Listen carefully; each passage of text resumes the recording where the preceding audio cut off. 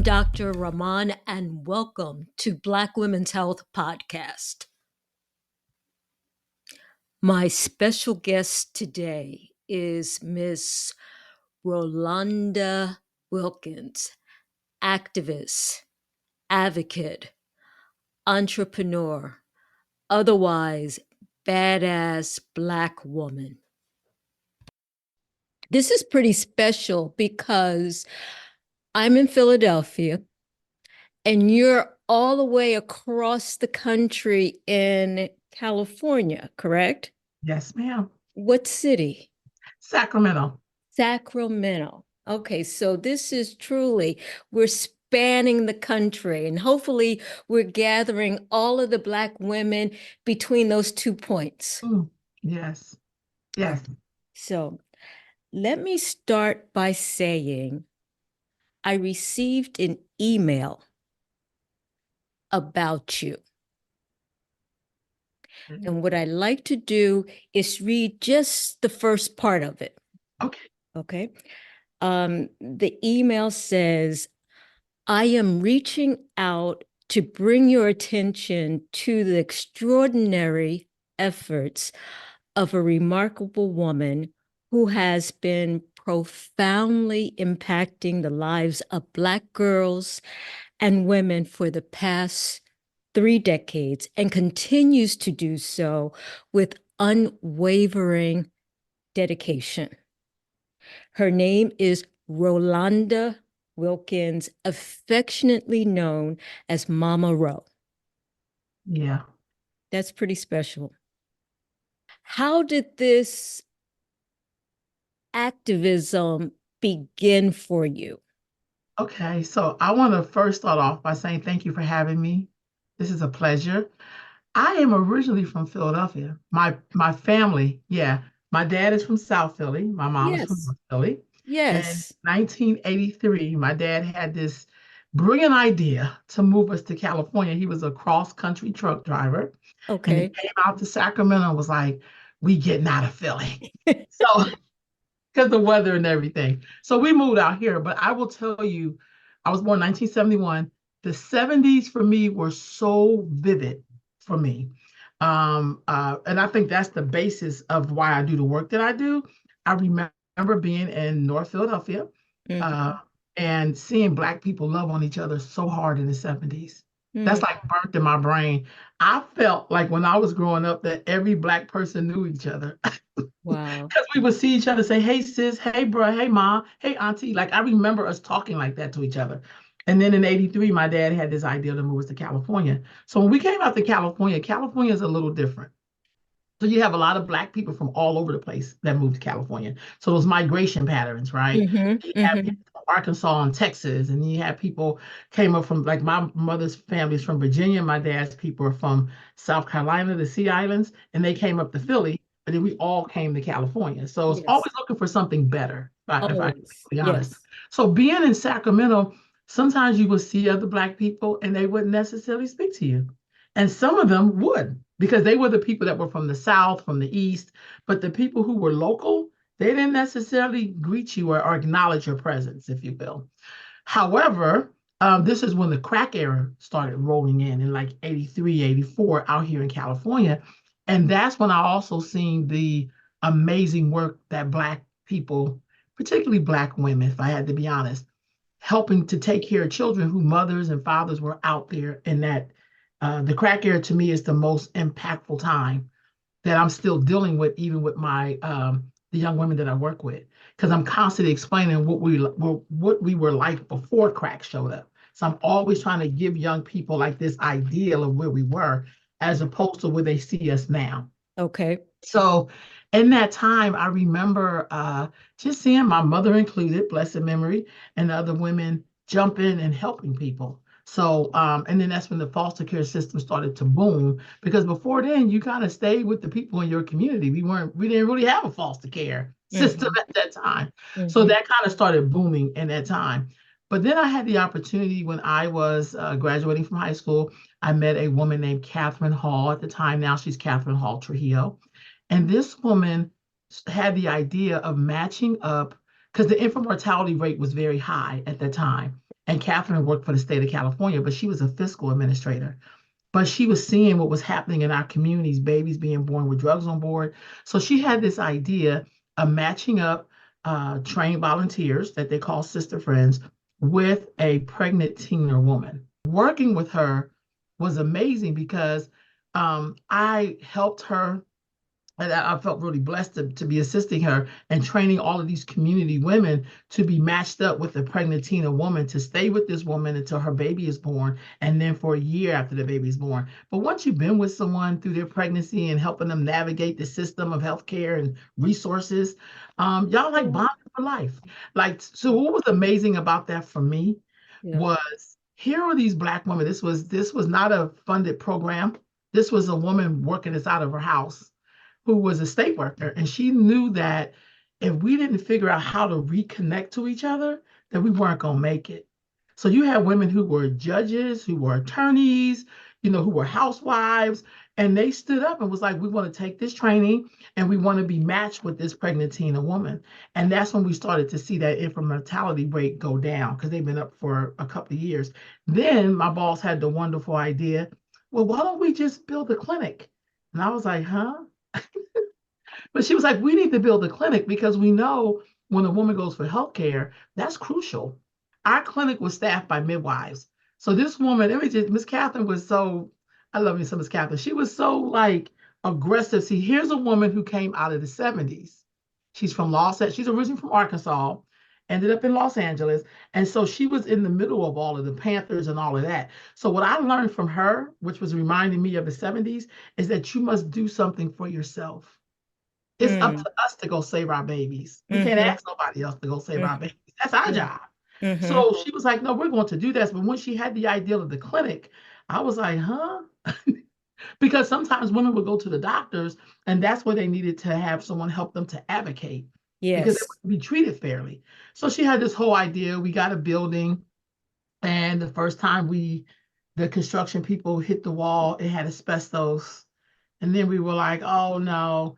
And then somebody from a Irvine Foundation came by to visit my then boss, Kathryn, and she was in there crying, like, I don't know what we're gonna do. We don't have the money. And he walked in and was like, well, what you need? And she was like, we need like $75,000. He's like, we got it, write it up. We was Wow. like, huh? So then we was able to get that clinic open, But what I seen in the clinic was a lot of Black women. We scraped the walls. I mean, we scraped the carpet off the floor. I mean, it was a hands-on effort, before the construction people could really get in there. But I seen Black women in all different kind of backgrounds work. Volunteering. A lot of them were just Yes, volunteering. yes, because they knew how much we really needed healthcare. And again, Wow. I just have to say, I think a lot of that came out of people who were impacted from that time in our history where people were doing things for themselves. And I think sometimes we kind of skip over that sometimes because now we're in the business of we need a grant. Kathryn didn't necessarily wait for the grant. Mm. I did all kind of stuff with her that we did not wait for a grant. I was a Mm. foster care mom at 19 because at the time everybody was taking babies home because they were trying to keep our children out the system. Stayed with me for like 6 months, and then we were able to get her placed with a woman who had her older sister. Oh, So she nice. got placed with the Nice. woman who had her, Nice. had her sister. So it was like stuff. I mean, I remember us doing stuff like we didn't, and not waiting for somebody to tell you, go save yourself. That was the whole key about the birthing project. Because our infant mortality rate was so high, Kathryn was like, we got to do something. And I'm glad other Black women was like, well, what are we doing? I just feel like being in America, sometimes you are taught to feel like you don't have anything, but you really do have a lot. Oh, that's right. That's right. You know what I mean? But Absolutely. if you're not exposed, then you don't really know what you have. Right. Yeah. All right. So what happened to the clinic? So the clinic stayed open for about 25 years, and Wow. then they end up closing um, because they had like a new director, and the director wasn't connected to the people. All So right. that's really how the clinic worked. Okay. So, and sometimes I see that kind of thing happens a lot. Like sometimes we love to empower Black folks, which nothing wrong with that, but sometimes they don't be connected to a base. So sometimes they'll get in the door And then what makes the clinic work is being connected to the grassroots, to the people, because that's who brings in the clients. We also had other programs. This is something I'd even do now in my nonprofit.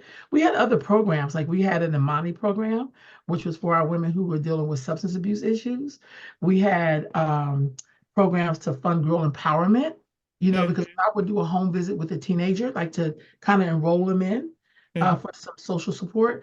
Then I would come back like a month later, and then her sister would be pregnant, her little sister. So I was like, we got to do something so that she doesn't become pregnant, because that's not the only way you should be able to get support. We shouldn't have to wait for you to get pregnant That's and then that's here we come. interesting. But we also looked at, when you look at a woman's health care, you have to look at all of the other factors around her. It's not that she just gets to the clinic, but it's like, what is her social support like? Who is there helping her walk her through her life? you know, who was teaching her what it means to be in a relationship?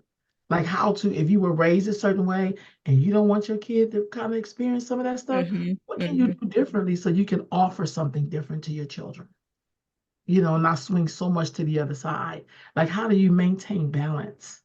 Right. Um, and so when I worked for the Birthing Project, I always had this thing where I wanted to work with girls, and particularly Black girls, because when Black women would come for their doctor's appointment, they would usually be by themselves or maybe have a girlfriend with them. Now, mind you, we served everybody. So the Latino sister would come in, she would be there with her husband and sometimes her grandmother. Mm-hmm. Asian women would come, they would be with their husband. All the other groups would come, but Hmm. Black women would kind of be by themselves, or, like, and we had like some other issues going on. So my job, like I kind of just carved this niche out, is I wanted to empower them and let them know who they really were. And Okay. like, I always say, when you're pregnant, you are like co-creating with the universe. So your pregnancy is special. So if you're arguing, your baby feels that. But if you're loving on yourself and reading to your baby and letting them listen to good music, your baby feels all of that in the development. And I felt like all women get that, but Black women especially needed it because they had a lot of stuff they were carrying besides the child. But then what I decided to do is that I really wanted to work with girls before they became pregnant. Hmm. At some point, you're like kind of catching people jumping off of a cliff. And then at some point, you have to say, well, where are they? Why are they jumping off the cliff? You have to go up to the cliff and be like, well, what's going Right. on here? So Right. for me, that's when I started doing, it was called the Dream Academy, and we ended up naming the Judge Alice Lytle Dream Academy, because she was another woman who was, like, I think, the youngest of 13, and she was a judge in town. She did Superior Court, Juvenile Court, and she was on our board. So I would always go up and have her sign checks and stuff like that. But watching her on the bench, she did stuff like she helped to come up with a law where there was like a daycare for people's kids to be in while they were in court. Uh, Hmm. Shackled to the bed. She was very instrumental. Like, you cannot be shackling women while they're giving birth. Like, she was just really aggressive, but she was originally from New York. So even with her, like, watching how, even in her position, how she would be fighting her little battles to make sure women were treated with dignity and respect. Hmm. They can want to do, but really giving them room to dream and to see each other and to Hmm. support each other. Now, that's something that I learned straight up out of working with Miss Kathryn, because she was a part of the Black Women's Health Project. She was a part of, there was a group in Los Angeles. I cannot remember the name, The Well. I think it's called The Well, where Black women gathered and worked with each other, like in the 70s and 80s in Los Angeles. So here's a woman, even though I'm not from that area, she brought all of that with her Hmm. and exposed me to it all. And here I am, 30-something years later, still doing the work that she was doing. And she's retired, like semi-retired, you know. But I just feel like exposure is everything, in Very both ways, so. positive and negative, whatever you expose your babies to. Wow. Wow. How refreshing it is to hear a woman praising the works of another woman. During Women's History Month, Rolanda Wilkins, Mama Ro, as she is affectionately called by many, provides us with history.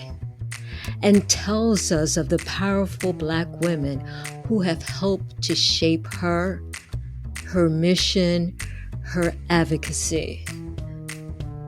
Stay tuned for next week as she discusses her organization and her many projects.